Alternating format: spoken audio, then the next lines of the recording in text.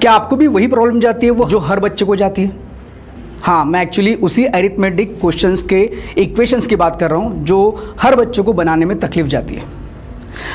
आज हम इस सेशन में डिस्कस करने वाले कि क्वेश्चंस को पढ़ते ही इक्वेशंस को कैसे बनाएं। आपको यहाँ पे कोई भी अगर टॉपिक दिखता है, उस टॉपिक में वर्डिंग्स के अकॉर्डिंग अगर मुझे इक्वेशन फॉर्म करना होगा तो कुछ बेसिक्स वर्डिंग्स हमें क्लियर होना चाहिए। उसका इक्वेशन कैसे फॉर्म करते हैं वो हम क्लियर करेंगे। जैसे कि यहाँ पे मैंने वर्डिंग्स लिखी है, ये जो सेंटेंस दिख रहा है आपको 5 सेंटेंस, ये 5 सेंटेंस ही हर टॉपिक में रिपीट होते हैं बट डिफरेंट फॉर्मेट में। टॉपिक पे डिपेंड करेगा। जैसे कि अगर मैं बात करता हूँ प्रॉफिट एंड लॉस की, वहाँ पे cost price, selling price, MRP को लेकर बात होगी।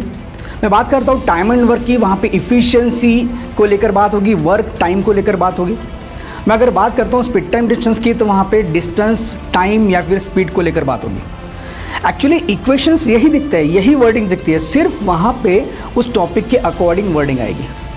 सो हम लोग अगर टॉपिक को स्ट्रॉन्ग करना चाहते हैं या फिर टॉपिक में अरिथमेटिक को स्ट्रॉन्ग करना चाहते हैं तो सबसे पहले आपको यहाँ पे क्वेश्चन का अंडरस्टैंडिंग होना ज़रूरी है, कंसेप्ट क्लियर होना ज़रूरी है और उसके बाद यहाँ पे इक्वेशन का फॉर्मेशन ज़रूरी है। सो आज मैं आपके साथ ये जो सेशन है उस सेशन में वही डिस्कस करने वाला हूँ कि कैसे इक्वेशन को फॉर्म किया जाता है। मैं कुछ 3 टॉपिक भी डिस्कस करूँगा जो आपके सामने रहेंगे। उस 3 टॉपिक में भी आपको वर्डिंग्स कैसे आती है, कैसे इक्वेशन बनाना है, ये समझ में आ जाएगा। So let's start the session.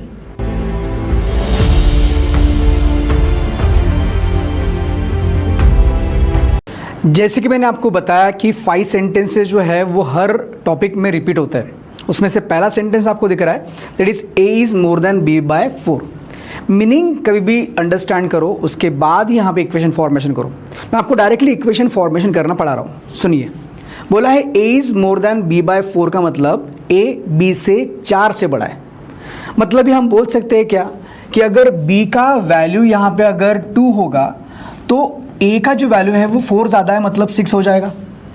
अभी यहाँ पे a की वैल्यू 6 है, b की वैल्यू 4 है, मतलब इन दोनों का जो डिफरेंस है वो 4 है। डिफरेंस हमेशा बड़ी वैल्यू में से छोटी वैल्यू माइनस करते हैं।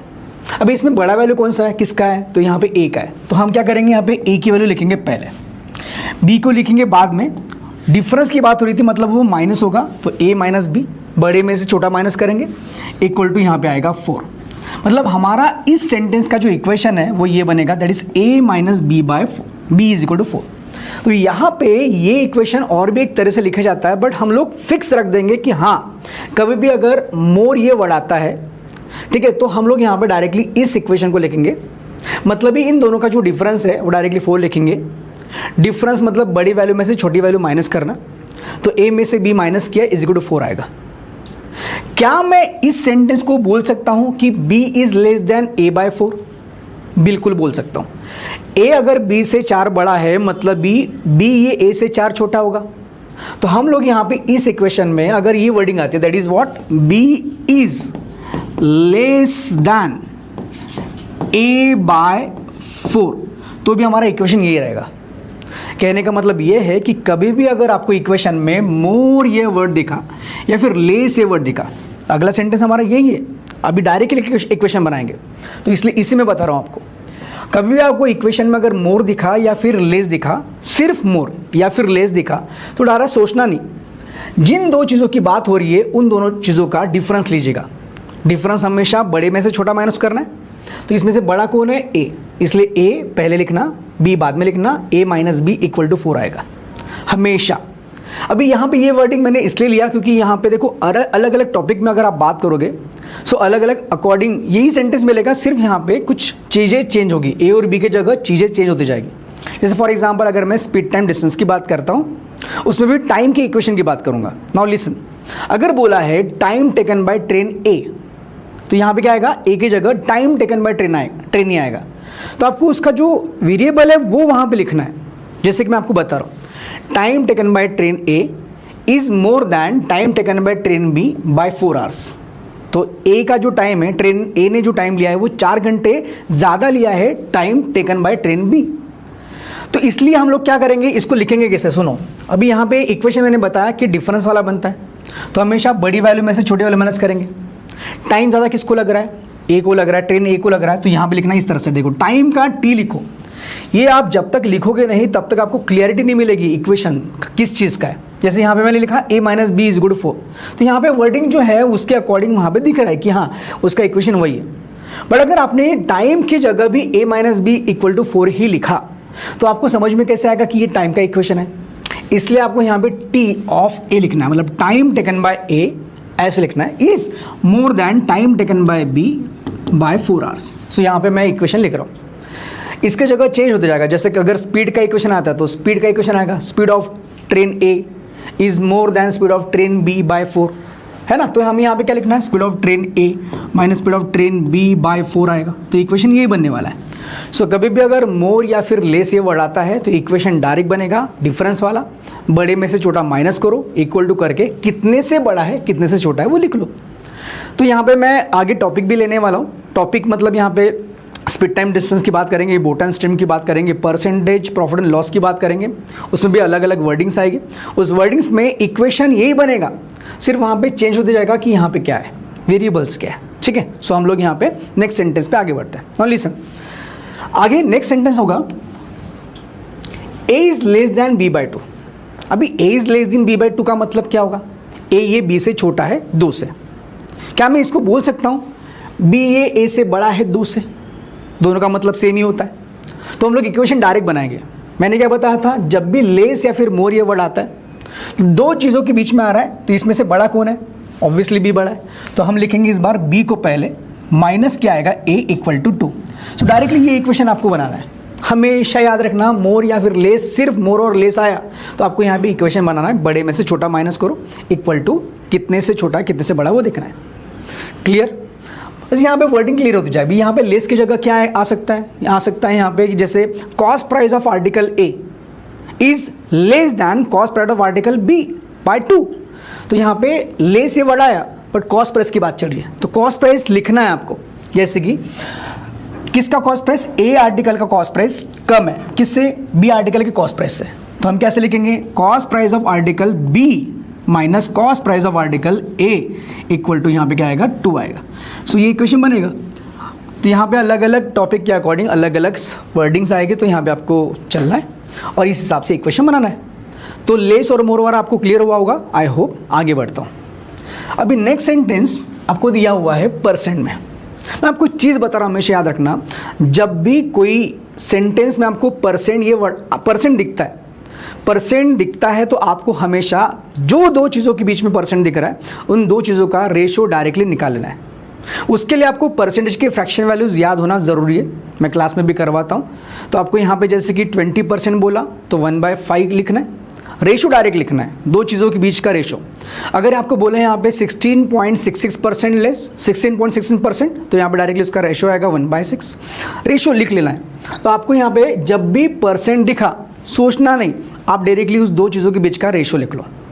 अभी यहाँ पे परसेंट ऑफ दिख रहा है तो डायरेक्टली इसका मीनिंग समझकर उसका इक्वेशन रेशो में लिखो डायरेक्टली। मतलब कैसे, सुनो, इज 20% ऑफ बी, 20% की वैल्यू क्या होती है, 1/5। सो हम क्या करेंगे, ए और बी का डायरेक्टली रेशो लिख लेंगे। मतलब हमेशा आपको परसेंट दिखा तो रेशो लिख लेना है दो चीज़ों के बीच का। सो हम लिखेंगे A upon B equal to यहाँ पे क्या आएगा, 1/5। अभी इसको इम्प्लीमेंट कैसे करेंगे आगे सुनिए। अभी ये रेशो है, रेशो में ए का वैल्यू जो होगा वो 1 पार्ट होगा, तो यहाँ पे ये 1 पार्ट है, ठीक है, तो लिख लेंगे 1 पार्ट। बी का वैल्यू है 5 पार्ट, यहाँ पे लिख लेंगे 5 पार्ट। अभी ए का वैल्यू 1 पार्ट, बी का वैल्यू 5 पार्ट। अगर आपको ए और बी का टोटल दिया हुआ है क्वेश्चन में, जैसे मान के चलो 600, ए एंड बी का टोटल दिया हुआ है, तो हम लोग यहाँ पे लिखते हैं ए और बी का टोटल दैट इज 600। हमें पता है यहाँ पे कि 1 पार्ट और 5 पार्ट ये दोनों का मिलाकर 6 पार्ट ये एडिशन होता है। तो 6 पार्ट की वैल्यू 600, एक पार्ट की वैल्यू 100, तो यहाँ पे एक पार्ट 100 है, मतलब ए की वैल्यू डायरेक्टली 100 हो जाएगी और बी की वैल्यू हो जाएगी 500। तो इस तरह से इसको इंप्लीमेंट करना हमेशा। तो आपको यहाँ पे कभी भी अगर परसेंट दिखा तो आपको रेशो निकालना, ये दिमाग में रखो। जब भी कोई भी टॉपिक हो, आपको अगर परसेंट दिखा तो आप उस दो चीज़ों के बीच का रेशो निकाल लिया करो। बस आपको परसेंटेज की फ्रैक्शन वैल्यूज, हर एक चीज़ वैल्यू याद करनी। इसका भी हम सेशन डिस्कस करने वाले, एक वीडियो मैं आपको डाल दूंगा। ना आगे बढ़ते हैं। अभी नेक्स्ट वर्डिंग फिर से आया परसेंट वाला, बट इस बार परसेंट ऑफ नहीं है, इस बार परसेंट मोर है। परसेंट मोर मतलब क्या होता है, इतना परसेंट ज़्यादा। जैसे कि वर्डिंग दिख रही है A is 20% more than B. A is 20% more than B का मतलब होता है ए बी से 20% ज़्यादा है। अभी मैंने आपको बताया कि जब भी परसेंट दिखा तो आपको यहाँ पे रेशो लेना है, बट इस बार मोर है तो किस तरह से वर्डिंग आएगी सुनिए। आपको सबसे पहले क्या करना है, ए और बी का रेशो लिख लेना है, रेशो के फॉर्मेट में ए अपॉन बी। ठीक है, 20% मोर बोला, आपको पता है यहाँ पे कि 20% की जो वैल्यू होती है वो 1/5 होती है। बट जब भी मोर बोला होता है तो आपको क्या करना है, डिनोमिनेटर में न्यूमरेटर को ऐड करना है। ये कितना हो जाएगा 6, तो 6 जो है न्यूमरेटर में लिखूँ दैट इज 6 और यहाँ पे क्या आएगा 5। तो यहाँ पे ए और बी का डायरेक्टली रेशो मिलेगा 6/5। तो जब भी आपको परसेंट दिखा तो आपको यहाँ पे रेशो लेना है दो चीज़ों के बीच का। सिर्फ यहाँ पे अगर मोर आया तो मैंने क्या किया, 20% की वैल्यू लिया 1/5। जब भी मोर आया तो 5 को 1 में ऐड कर दो, हो जाएगा 6 ऊपर लिखो, 5 नीचे आएगा, रेशो क्या बनेगा 6/5। अगर मैं वर्डिंग बोलता हूँ यहाँ पे कि A is 30% more than B, तो यहाँ पे क्या लिखेंगे, A upon B is equal to 30% more. 30% more मतलब 30% की वैल्यू पता होना चाहिए, जो कि 3/10 आएगी। 3 में 10 को ऐड करेंगे, हो जाएगा 13/10। तो यहाँ पर डायरेक्टली क्या आएगा, 13/10 is the ratio of A and B. फिर से ए का वैल्यू 13 पार्ट और बी का वैल्यू 10 पार्ट। तो आपको अगर डायरेक्टली अगर डिफरेंस दिया होगा कभी, जैसे फॉर एग्जांपल ए और बी का डिफरेंस दिया हुआ है मान के चलो 30 का, तो ए और बी का डिफरेंस अगर 30 का है तो आपको यहाँ पे पता है कि दोनों का डिफरेंस दिया हुआ है 3 पार्ट, मतलब आपको यहाँ पे पार्ट का डिफरेंस मिलेगा 3 पार्ट, उसकी वैल्यू 30। एक पार्ट 10 आएगा तो यहाँ पे 13 पार्ट 130 आएगा और 10 पार्ट 100 आएगा। तो इस तरह से उसकी वैल्यू मिल जाएगी। सो डायरेक्टली कभी भी आपको परसेंट दिखा, हमेशा याद रखना रेशो लिख लो उन दोनों चीज़ों के बीच का, और यहाँ पे आपको उस फॉर्मेट में आगे बढ़ना है। ठीक है, आगे बढ़ते हैं नेक्स्ट। अभी नेक्स्ट सेंटेंस दिख रहा है आपको, ए इज 20% लेस देन बी। फिर से परसेंट आया, फिर से ए और बी का रेशो मिलेगा, तो हम लिखेंगे यहाँ पे ए अपॉन बी का रेशो। फर्स्ट ऑफ ऑल 20% की वैल्यू पता होना चाहिए, जो अभी हमने लिखी थी कि यहाँ पे ए अपॉन बी का जो रेशो आएगा, सॉरी या फिर बोल सकते हैं 20% की जो वैल्यू है ये अपना होगा 1/5। तो 5 में 1 ऐड हमने कब किया था, जब मोर आया था। अगर लेस आता है तो 5 में से 1 को माइनस कर दो, तो ये हो जाएगा 4।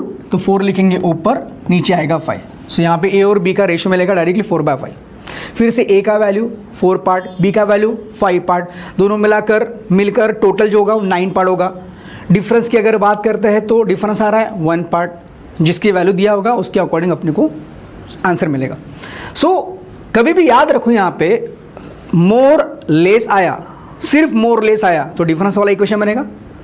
परसेंट के साथ मोर या फिर लेस आया तो आपको यहाँ पे रेशो मिलेगा, या फिर जहाँ पे भी आपको परसेंट दिखा वहाँ पे आपको रेशो निकालना है उन दो चीज़ों के बीच का। सो डायरेक्टली आपको इक्वेशन मिलने वाला है। आगे बढ़ते हैं। Next sentence is A is 2 times twice double of B. ये तो नॉर्मल सा सेंटेंस है जो आपको पता है, बट फिर भी वही चीज़ बता रहा हूँ।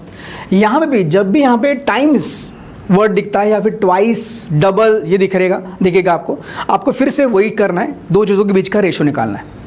आपको पता है क्लास यहाँ पे ट्वाइस का मतलब होता है 2, तो हम लोग यहाँ पे ए और बी का डायरेक्टली रेशो निकाल लिया करेंगे। ए इज ट्वाइस ऑफ बी का मतलब ए इज इक्वल टू 2b होता है, बट हम लोग ये भी ना लिखते हुए डायरेक्टली रेशो लिखेंगे उन दो चीज़ों के बीच का। मतलब यहाँ पे ए अपॉन बी का जो रेशो आएगा वो कितना आएगा 2/1। यहाँ पे ट्वाइस की जगह थ्राइस भी आ सकता है, तो हम क्या करेंगे 3:1 का रेशो लिखेंगे। A upon B is equal to क्या आएगा यहाँ पे 3/1। तो यहाँ पे इस तरह से हम लोग डायरेक्टली रेशो निकालेंगे दो चीज़ों के बीच का, जहाँ पे आपको ये वर्डिंग दिखती है। अभी यहाँ पे सुनिए, यहाँ पे सिर्फ टाइम्स आया है। अगला सेंटेंस जो ले रहा हूँ मैं, वहाँ पे टाइम्स के साथ मोर अगर ये वर्ड आता है तो आपको एक एक्स्ट्रा लेना है। समझाता हूँ। अगर आपको ए इज 2 times ऑफ बी बोला तो यहाँ पे सिर्फ 2:1 रेशो आएगा, बट अगर आपको यहाँ पे 2 times मोर बोला तो एक टाइम एक्स्ट्रा ले लिया करो। जैसे कि आपको समझा रहा हूँ, आपको मैंने बोला कि ए और बी का रेशो लेना पड़ेगा, रेशो लेंगे, बट यहाँ पे बोला है 2 times मोर। 2 times मोर मतलब यहाँ पे 2 times प्लस एक्स्ट्रा, तो मतलब ये हो जाएगा 3 times। तो यहाँ पे लेना है डायरेक्टली 3:1 का रेशो, तो ये हमारा एक रेशो बन गया। अगर यहाँ पे 2 times ना आता हुआ 3 times होता तो हम लोग रेशियो क्या लेते हैं, हम लोग 4:1 लेते हैं। सो यहाँ पे A अपॉन B का रेशियो आएगा 4:1, बट कब, जब आपको बोला होगा वर्डिंग में A is 3 times more than B, तो यहाँ पे 4:1 आएगा। अगर 4 टाइम्स मोर होता तो 5 टाइम्स आता, 5:1 का रेशियो आता। 6 टाइम्स मोर होता तो 7:1 का रेशियो आता। तो इस हिसाब से हम लोगों को डायरेक्टली रेशियो निकालना है दो चीज़ों के बीच का, जिस दो चीज़ों के बीच में यहाँ पे ये वर्डिंग्स आती है। क्लियर? अभी तक मैंने आपको यहाँ पे 5 सेंटेंस क्लियर करवाया, एक बार फिर से थोड़ा रिवाइज करवाता हूँ मैं आपको। हाँ, क्या बोला मैंने, A सिर्फ मोर अगर आया है, A is more than B by 4, इसका मतलब A B से बड़ा है 4 से। दोनों का डिफरेंस ले लो, A minus B is equal to 4, बड़े में से छोटा माइनस करना है। दूसरा सेंटेंस लेस आया, सिर्फ लेस आया तो भी एक्चुअली डिफरेंस वाला इक्वेशन बनेगा, बड़े में से छोटा माइनस करना है। A is less than B by 2 का मतलब B बड़ा है तो B minus A is equal to 2 हो जाएगा। नेक्स्ट, परसेंट जब भी आता है वर्डिंग में आपको परसेंट दिखा, आपको सिंपल से क्या करना है, दो चीज़ों के बीच का परसेंट दिख रहा है उसका रेशियो निकाल लिया करो। A अपॉन B का रेशियो आएगा 20% की फ्रैक्शन वैल्यू 1/5, तो हमने यहाँ पे 1/5 ले लिया। नेक्स्ट, फिर से परसेंट आया बट इस बार मोर लगा हुआ है, बताया मैंने, फिर से A और B का रेशियो ले लेंगे, A अपॉन B। 20% की वैल्यू होती है 1/5, हमने मोर बोला इसलिए 5 में 1 को ऐड किया, 6 हो जाएगा तो 6/5 रेशियो आ जाएगा। ठीक है। Next, A is 20% less than B, फिर से परसेंट आया, फिर से रेशियो मिलेगा, बट लेस बोला है तो इसकी वैल्यू क्या होगी 1/5। लेस बोला तो 5 में से 1 को क्या करना है, माइनस, हो जाएगा 4/5। नेक्स्ट, A इज 2 टाइम्स, सिर्फ 2 टाइम्स बोला तो रेशियो 2:1 का लिख लो, डायरेक्टली रेशियो लिखना है, ये लिखने की जरूरत नहीं है, आप डायरेक्टली रेशियो लिखो। 3 टाइम्स बोला 3:1, 4 टाइम्स बोला 4:1 का रेशियो आएगा। नेक्स्ट सेंटेंस, अभी बताया मैंने 2 टाइम्स मोर, टाइम्स के साथ अगर मोर ये वर्ड दिखता है आपको तो डायरेक्टली यहाँ पे कितना टाइम्स है, 2 टाइम्स मोर है तो यहाँ पे आएगा 3 टाइम्स, मतलब 3:1 का रेशियो आएगा।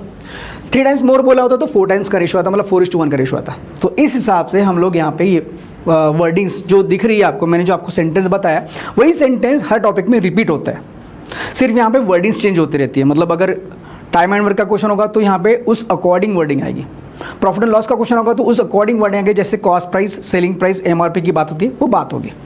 तो हम लोग अभी उस चीज़ों पर डिस्कशन करते हैं, मैं आपको वो भी क्लियर करवा दूँ। ठीक है। सो पहला टॉपिक जो रहेगा वो रहेगा हमारा स्पीड टाइम डिस्टेंस, जिसमें वर्डिंग्स क्या आती है सुन लो, इक्वेशंस कैसे बनाएंगे वो भी क्लियर हो जाएगा। अभी देखिए यहाँ पे क्या बोल रहा है, speed of train A is more than speed of train B by 20 km/h।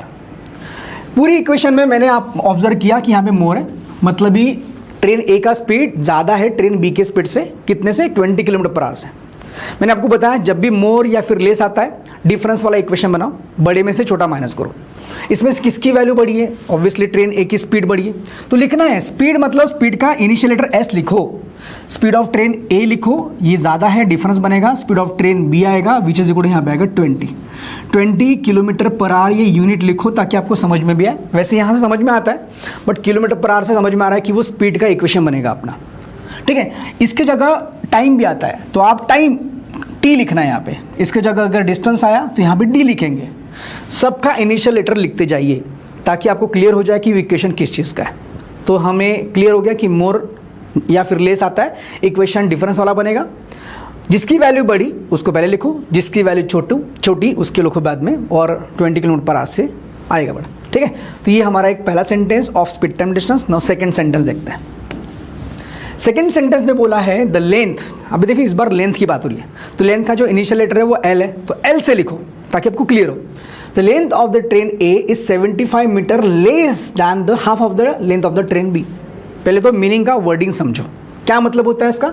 Length of train A ये 75 मीटर से कम है, किसके कंपेरिजन में, half of the length of train B। आपको लेस वर्ड दिखा, लेस वर्ड दिखा तो आपको पता है इक्वेशन डिफरेंस वाला बनने वाला है। किसकी वैल्यू बड़ी है इस बार, ट्रेन A की लेंथ छोटी है, ट्रेन B की लेंथ बड़ी है, बट सिर्फ ट्रेन B की बात नहीं कर रहा है, वो बात कर रहा है half of the length of the train B, half of the length of train B। तो पहले क्या करना पड़ेगा, इसके कंपैरिजन में लेस है तो पहले इसको लिखेंगे, कैसे लिखेंगे, हाफ किसकी, लेंथ ऑफ ट्रेन B। तो इस तरह से लेंथ का L लिखिए, half of the length of train, ये ज़्यादा होगा, किससे ज़्यादा होगा, लेंथ ऑफ ट्रेन ए से, तो यहाँ पे लिखेंगे length of train A which is equal to क्या आएगा यहाँ पे 75 मीटर, 75 मीटर। तो ये हमारा इक्वेशन बनेगा। तो इस फॉर्मेट से हम हर टॉपिक का इक्वेशन बना सकते हैं। आपको सिर्फ वर्डिंग पे ध्यान देना है, वो किस चीज़ की बात कर रहा है, वो चीज़ इक्वेशन में दिखना चाहिए।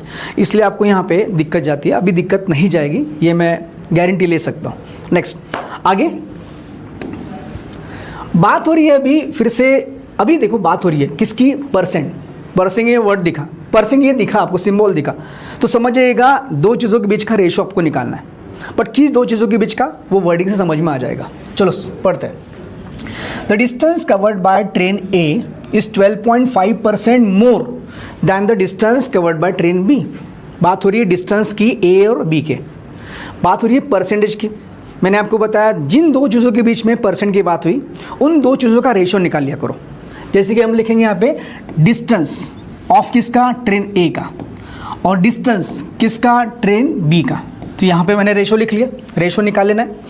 अभी आपको दिख रहा है यहाँ पे किससे 12.5% से ज़्यादा है, 12.5% मोर बोला है, तो इसकी वैल्यू पता होना चाहिए जो होती है 1/8। मोर बोला है, 8 में 1 को ऐड करो, क्या हो जाएगा 9/8। तो यहाँ पे लिख लेंगे directly 9/8। So this is the ratio between distance of A and distance of B which is equal to 9/8। तो इस तरह से हम लोगों को यहाँ पे रेशो मिल जाएगा। आपको यहाँ पे इसका मतलब समझना है कि ये 9a या फिर 9x is the speed distance of a and 8x is the distance of b। कभी अगर आपको बोला है कि दोनों ने मिलाकर जो डिस्टेंस कवर किया है वो 1700 किलोमीटर है, मैंने क्या बोला, डिस्टेंस ऑफ ए प्लस यहाँ पे डिस्टेंस ऑफ बी मिलाकर अगर यहाँ पे 1700 किलोमीटर है, तो हम लोग यहाँ पे इंडिविजुअली ए ने डिस्टेंस कितना कवर किया और बी ने कितना किया वो निकाल सकते हैं। कैसे, सुनिए, 9x प्लस 8x या फिर 9 पार्ट और 8 part that is 17 part. 17 part की वैल्यू 1700, एक पार्ट की वैल्यू 100, तो 9 मतलब ये हो जाएगा 900 और ये हो जाएगा 800। मतलब इंडिविजुअली इन्होंने इतना इतना डिस्टेंस कवर किया है, ये आपको समझ में आ जाता है। इसलिए जब भी आपको परसेंट दिखा, सोचो ही मत, आपको जिन दो चीज़ों के बीच में रेशो दिखा परसेंट, आपको उन दोनों चीज़ों का रेशो निकालना है। डिस्टेंस की बात हो रही है, डिस्टेंस लिखो, स्पीड की बात हो रही है, स्पीड लिखो, टाइम की बात हो रही है, टाइम भी लिखो। तो ये लिखो, तब आपको क्लियर होते जाएगा। ठीक है, आगे बढ़ते हैं। नेक्स्ट, फिर से अभी टाइम की बात हो रही है। नाउ लिसन, फिर से टाइम टेकन बाय शताब्दी express is 2 our less than the time taken by super fast train. यहाँ पे लेस आया बट परसेंट नहीं आया, इसका मतलब रेशो मिलेगा क्या, नहीं। क्या मिलेगा, डिफरेंस वाला इक्वेशन। किसका, दो चीज़ों की। अब टाइम की बात हो रही है शताब्दी के और टाइम की बात हो रही है सुपर फास्ट के। नाउ लिसन, किस में टाइम ज़्यादा लग रहा है, किस में टाइम कम लग रहा है, शताब्दी में टाइम कम लग रहा है, किसके कंपेरिजन में, सुपर फास्ट के। सुनिएगा, लेस आया, सिर्फ लेस आया, तो आपको क्या करना है, डिफरेंस वाला इक्वेशन मिलेगा। तो इस तरह से लिखना, देखो टाइम की बात हो रही है तो यहाँ पे लिखेंगे time taken by super fast, इसको टाइम ज़्यादा लगेगा, माइनस टाइम टेकन बाय शताब्दी, यहाँ पे लिखेंगे शताब्दी, इज इक्वल टू कितने घंटे, 2 घंटे से। तो ये जो वर्डिंग्स है ये इक्वेशन में आपको दिखना चाहिए, जो मैंने आपको लिख के दिखाया। इसका मतलब होता है शताब्दी को टाइम कम लग रहा है, उसको बाद में लिखना है, सुपरफास्ट को टाइम ज़्यादा लग रहा है, उसको पहले लिखना है। इक्वेशन ये बनने वाला है। क्लियर, आगे बढ़ते हैं। नेक्स्ट फिर से बोला है car cover 16.2/3% less distance than scooter. मतलब कार ने कवर किया इतना परसेंट लेस डिस्टेंस स्कूटर से। बात किया था परसेंट की, जब भी परसेंट आया आपको रेशो निकालना है, किस चीज़ का, डिस्टेंस का। तो इस तरह से लिखना है, देखो distance covered by car and distance covered by scooter, इन दोनों चीज़ों का रेशो निकलेगा। अभी आपको यहाँ पे 16.2/3% की वैल्यू पता होना चाहिए। इसकी वैल्यू होती है 1/6, कितनी, 1/6। लेस आया, अगर यहाँ पे ऑफ आया होता तो डायरेक्टली 1/6 लिखते हैं, बट लेस आया तो मैंने बोला था आपको डिनोमिनेटर में से न्यूमरेटर माइनस कर दो, ये हो जाएगा 5, तो ऊपर में लिखो 5, नीचे में आएगा 6, रेशो क्या मिलेगा 5/6। तो इस तरह से रेशो मिलेगा डायरेक्टली। पढ़ते हैं आगे, चलो नेक्स्ट सेंटेंस बोला है यहाँ पे, train A travelling with 75% of speed of train B. अभी यहाँ पे फिर से परसेंट की बात हुई, मतलब भी रेशो मिलेगा, किस चीज़ का, स्पीड का रेशो मिलेगा। स्पीड की बात हो रही है तो कैसे लिखना, speed of train A upon speed of train B आएगा। बात हो रही है 75%, मोर बोला है क्या? नहीं। लेस बोला है क्या? नहीं। क्या बोला है? परसेंट ऑफ बोला है। सो डायरेक्टली इसका जो वैल्यू आएगा वो लिख लो 3/4। So this is the ratio between speed of train A and speed of train B. तो डायरेक्टली हमारा रेशियो मिलने वाला है। तो जब भी परसेंट की बात होती है तब रेशियो निकाल लिया करो, जब परसेंट की बात नहीं हो रही, सिर्फ लेस मोर आया, उस समय आप डिफरेंस निकाल लिया करो, खत्म। हर एक टॉपिक में आपको वही वर्डिंग दिखेगी, आप चेक करते जाइएगा। आगे बढ़ते हैं। Now boat stream. Boat stream में आपको बात होगी यहाँ पे किसकी? Speed of boat in still water, speed of water, speed of boat in upstream, speed of boat in downstream. उसके बाद बात होगी स्पीड, टाइम, डिस्टेंस की। इसके अलावा कुछ बात होने वाली नहीं है। सो बस वर्डिंग्स वही आएगी, आपको चेक करना है अभी किस तरह से। देखो आप वेरिएबल, मैं आपको क्लियर करवाता हूँ वेरिएबल में क्या यूज़ करता हूँ। सबसे पहले speed of boat in still water, जो मैं एक्स से रिप्रेजेंट करता हूँ। स्पीड ऑफ वाटर, उसको स्ट्रीम करंट भी बोलते हैं, जिसको मैं वाई से डिनोट करता हूँ। Speed of boat in still water x kilometre per hour, speed of water y kilometre per hour.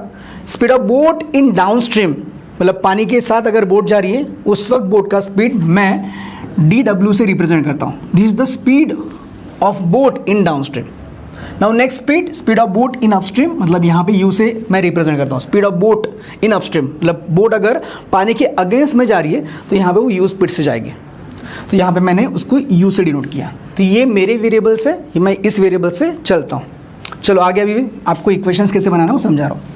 पहला इक्वेशन क्या बोला है, पहला सेंटेंस क्या बोला है? Speed of boat in still water is 12 kilometre per hour more than speed of water. क्या आया?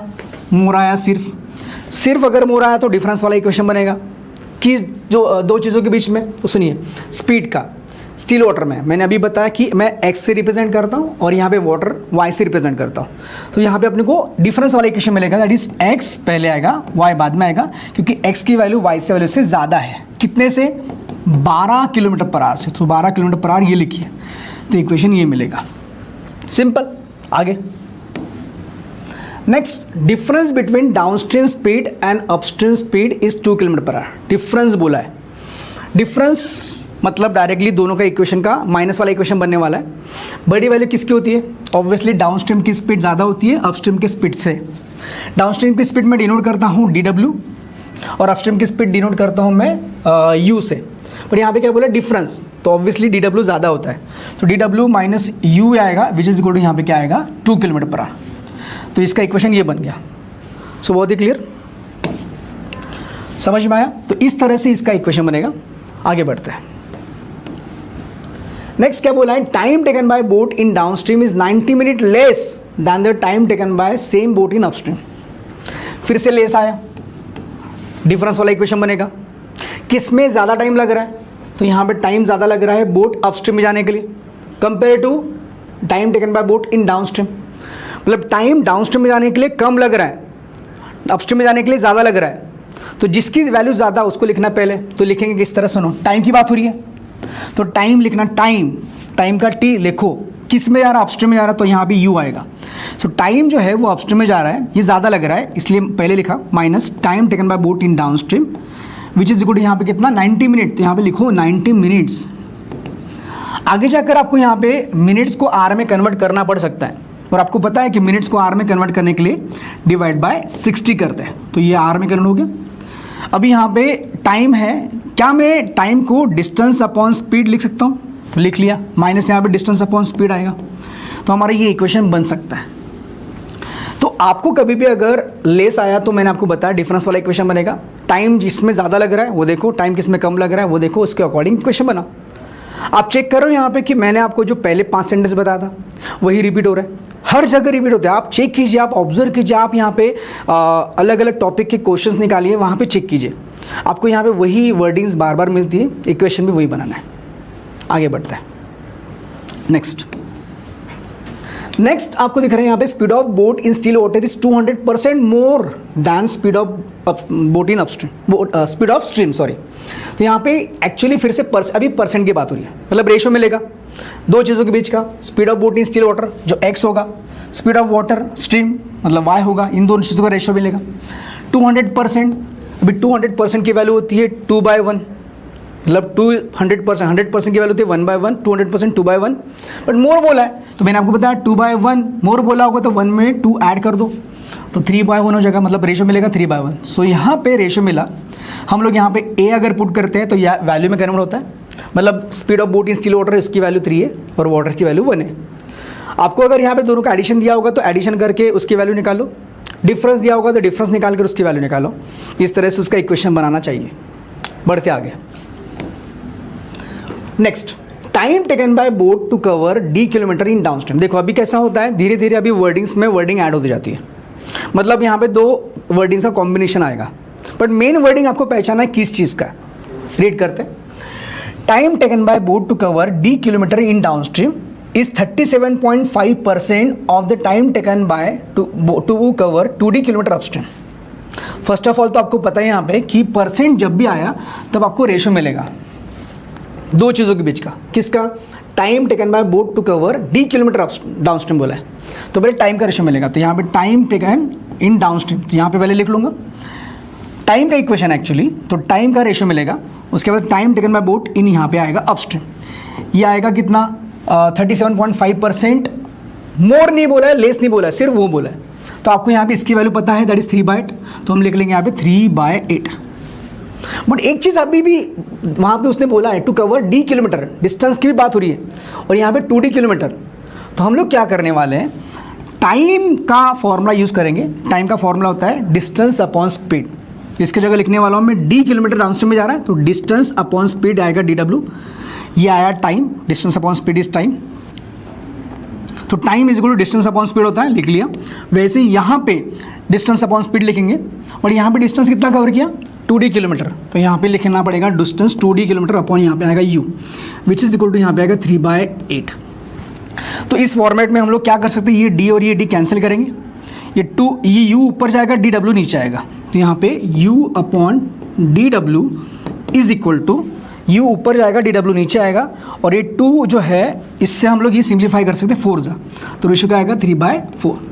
तो इस तरह से हम लोगों का रेशो मिलेगा। तो यहाँ पे वर्डिंग्स जो है, ये वर्डिंग्स बहुत ही ज़्यादा इंपॉर्टेंट है, मैं आपको वही बता रहा हूँ, परसेंट आया रेशो मिलेगा। आगे बढ़ते परसेंटेज टॉपिक पर। अभी परसेंटेज टॉपिक पे भी वर्डिंग्स वही है, फिर से सेम वर्डिंग आते जाएगी, रिपीट होती जाएगी, सिर्फ अभी आपको लेस मोर परसेंट वही देखना है और डिफरेंस वाला इक्वेशन, रेशो वाला इक्वेशन बनाते जाना है। जैसे कि पहला इक्वेशन क्या बोला है, the population of city A is 62.5% of city B. Population की बात हो रही है तो इस तरह से लिखेंगे, population of city A upon population of city B, ratio मिलेगा, इसकी वैल्यू क्या होगी 5/8, लिख लेंगे 5/8। मोर बोला होता तो 8 में 5 को ऐड करके लिखते हैं, लेस बोला होता तो 8 में से 5 को माइनस करके लिखते हैं, रेशो मिल गया है, लिख लेंगे।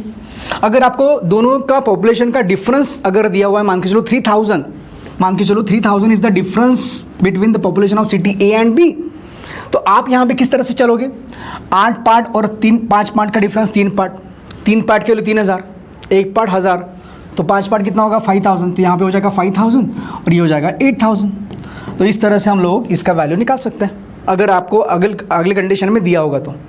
बढ़ते नेक्स्ट बोला है A is equal to 20% of B and B is equal to 25% of C। फिर से क्या करो, देखो पहले A और B का रेशो निकलेगा, फिर बाद में B और C का रेशो निकलेगा, फिर हम दोनों को कंबाइन कर सकते हैं। रेशो एंड प्रोपोर्शन में हमने दोनों रेशो को कंबाइन करना सीखा है। फर्स्ट ऑफ ऑल A और B का रेशो क्या मिलेगा 20%, मतलब 1/5 आएगा। B और C का रेशो में क्या मिलेगा, B अपॉन C का रेशो, इसके वैल्यू होता है 1/4, लिख लिया। इन दोनों में कॉमन है, B कॉमन है, B का पार्ट चेक करो सेम है क्या, नहीं, सेम करना पड़ेगा, मल्टीप्लाई करेंगे कितने से 5 से, ये कितना हो जाएगा 5, ये कितना हो जाएगा 20। सो हम भी इसको कंबाइन करेंगे तो यहाँ पे A:2 B:2 C का रेशो जो आएगा वो क्या आएगा, A का पार्ट 1, B का पार्ट 5, C का part 20। So this is the ratio between A, B and C। सो इस हिसाब से हम लोगों को इक्वेशन मिलने वाला है। आगे बढ़ते हैं। नेक्स्ट बोला है यहाँ पे a number is less then another number by 44.44%, मतलब यहाँ पे A B से, मतलब दूसरे नंबर B ले लेते हैं, पहला नंबर A ले लेते हैं। सिंपल सी बात है, A और B का रेशो मिलने वाला है, लिख लेंगे। A B से कितना परसेंट लेस है 44.44, 44.44 की वैल्यू क्या होती है 4/9। 11.11 से आई है वैल्यू, 11.11 की वैल्यू होती है 1/9, तो 44.44 की वैल्यू क्या होगी 4/9। बट उसने क्या बोला, लेस बोला है, लेस है तो लेस इधर आया, कोई प्रॉब्लम नहीं, बट आपको समझना है 44.44 लेस है, तो इसमें से इसको क्या करेंगे माइनस, कितना हो जाएगा 5, तो यहाँ पे आएगा 5/9। सो this is the ratio between this to values. बढ़ते आगे, next 20% of A's income is 25 more than 15% of B's income. क्या वर्डिंग आया यहाँ पे, मोर आया, मेन इक्वेशन मोर वाला है, ठीक है। तो यहाँ पे 20% ऑफ A's इनकम ये ज़्यादा है 25 से, किसके कंपेरिजन में 15% ऑफ B's इनकम। तो हम लोग क्या करने वाले, मोर आया तो यहाँ पे पहले ये लिखेंगे, तो 20% की वैल्यू होती है 1/5 ऑफ A, तो ये आएगा पहले, माइनस क्योंकि मोर है माइनस वाला इक्वेशन, किससे, B से, तो यहाँ पे 15% की वैल्यू होती है 3/20, तो 3/20 ऑफ क्या आएगा यहाँ पे B इज इक्वल टू 25 आएगा। इसका मतलब होता है कि A का 20% और B का 15%, A का 20% ये ज़्यादा है B के 15% से, कितने से, 25 से। तो ये इक्वेशन बनने वाला है, ये बन गया इक्वेशन। सो देखिए बहुत ही सिंपल आपको अभी हो जाएगा अगर आप ट्राई करोगे, प्रैक्टिस करोगे तो। बड़े आगे, नेक्स्ट बोला है यहाँ पे A spend 25% of income on rent, मतलब यहाँ पे बोला है A ने स्पेंड किया 25% ऑफ इनकम ऑन रेंट। तो आपको सबसे पहले पता है यहाँ पे 25% आया, परसेंट आया तो रेशियो मिलेगा हमारे यहाँ पे 1/4, ठीक है। अभी यहाँ पे A ने स्पेंड किया, स्पेंड मतलब खर्चा करना, किसका, इनकम का, इनकम किस पर खर्चा किया, रेंट पर। इसका मतलब क्या होता है, स्पेंडिंग अमाउंट 25% है, मतलब उसका रेशियो आएगा 1/4, तो ये है खर्चा, दैट इज एक्सपेंडिचर यहाँ पे लिखेंगे, और किसका, तो इनकम का, तो इनकम नीचे लिखेंगे। मतलब रेशियो जो मिलने वाला है वो एक्सपेंडिचर और इनकम का मिलेगा, ये आएगा 1:4। ये जो 1 पार्ट खर्चा किया वो रेंट पर किया, टोटल इनकम कितना पार्ट था, 4 पार्ट था। इसका मतलब हम ये भी समझेंगे कि 4 पार्ट अगर इनकम है, 1 पार्ट अगर उसने रेंट पे खर्चा किया, तो जो बचा हुआ है, जो रिमेनिंग है, वो रिमेनिंग पार्ट है 3 पार्ट। तो यहाँ पे इस तरह से 3 पार्ट इज द रिमेनिंग हम लिख सकते हैं। अभी आगे जो डेटा होगा उस डेटा के अकॉर्डिंग हमें चलना पड़ेगा, ठीक है। तो इस हिसाब से इसका इक्वेशन बनेगा, परसेंट आया, रेशियो मिला, मोर आया, लेस आया, तो सिर्फ डिफरेंस मिलेगा। आगे बढ़ते हैं, नेक्स्ट प्रॉफिट एंड लॉस का टॉपिक है। फिर से वही वर्डिंग रिपीट होगी, सिर्फ यहाँ पे cost price, MRP, selling price, इसकी बात होने वाली है। चेक करते हैं, पहला बोला है यहाँ पे selling price of the article A, selling price बोला है तो लिखना है सेलिंग प्राइस SP लिखो। Selling price of article A is 200 more than cost price of same article, मतलब यहाँ पे सेलिंग प्राइस कॉस्ट प्राइस की बात हो रही है। फिर से मोर आया, आपको यहाँ पे डिफरेंस वाला इक्वेशन मिलेगा, सेलिंग प्राइस ऑफ A लिखेंगे, कॉस्ट प्राइस ऑफ उसी आर्टिकल का लिखेंगे A, डिफरेंस वाला इक्वेशन मिलेगा विच इज इक्वल टू यहाँ पे कितना 200। तो यहाँ भी ये इक्वेशन मिलने वाला है। तो आपको समझ में आया होगा कि जब भी मोर या फिर लेस आता है, डिफरेंस वाला इक्वेशन हम निकालते जा रहे हैं। तो यहाँ पे सेलिंग प्राइस ज़्यादा है, सेलिंग प्राइस पहले लिखा, कॉस्ट प्राइस कम है, उसको बाद में लिखा, डिफरेंस वाला इक्वेशन बना। आगे बढ़ते हैं, नेक्स्ट बोला है an article is markup 25% above its cost price, percent की बात आई, मतलब रेशियो मिलेगा किसका, तो यहाँ पे आर्टिकल इज मार्कअप, मार्कअप किया मतलब किस पर मार्कअप किया, कॉस्ट प्राइस पे। अभी उसके लिए कॉस्ट प्राइस और मार्कअप MRP क्लियर होना चाहिए, क्लियर करवाता हूँ, सुनिए। कॉस्ट प्राइस मतलब जिस चीज़ में जिस प्राइस में हम आर्टिकल परचेस करते हैं, मार्कअप किया मतलब उस पर बढ़ाया। जैसे फॉर एग्जांपल मैंने 200 रुपये में एक शर्ट परचेस किया, मुझे अगर इसकी MRP सेट करना होगा तो मैं सोचूंगा कि कितना मैं बढ़ाऊँ, तो वो मार्कअप होता है। सच फॉर एग्जांपल CP मैंने लिया यहाँ पे 100 रुपये, 200 रुपये, मार्कअप वैल्यू जो होगी वो बढ़ाने वाली, कॉस्ट प्राइस हम जो बढ़ाते हैं, जैसे मैंने फॉर एग्जांपल 100 रुपये बढ़ाए, तो मैंने 100 रुपये इस पर बढ़ाए और फिर मैंने MRP सेट की मेरी शर्ट की, दैट इज़ 300 रुपये। मतलब ये है MRP जो कि टैग होता है 300 रुपये का, तो ये मैंने सेट किया, तो ये होता है मार्कअप। तो ये मार्कअप है, ये समझ में आया होगा आपको। बात चल रही है भाई परसेंट की, मतलब रेशियो मिलेगा पक्का है। तो किसका, एन आर्टिकल इज मार्कअप, किसका, MRP का। हम MRP का और डायरेक्टली कॉस्ट प्राइस का रेशियो निकालते हैं। तो लिखूंगा मैं यहाँ पे MRP, यहाँ पे लिखूंगा कॉस्ट प्राइस, रेशियो कितना है 25%, अबव बोला है 25% की जो वैल्यू होती है वो होती है 1/4, अबव बोला तो 4 में 1 को ऐड कर दो, कितना हो जाएगा 5, तो नीचे ऊपर आएगा 5, नीचे आएगा 4। सो MRP हमने 5 पार्ट रखा और कॉस्ट प्राइस हमारा 4 पार्ट हो जाएगा।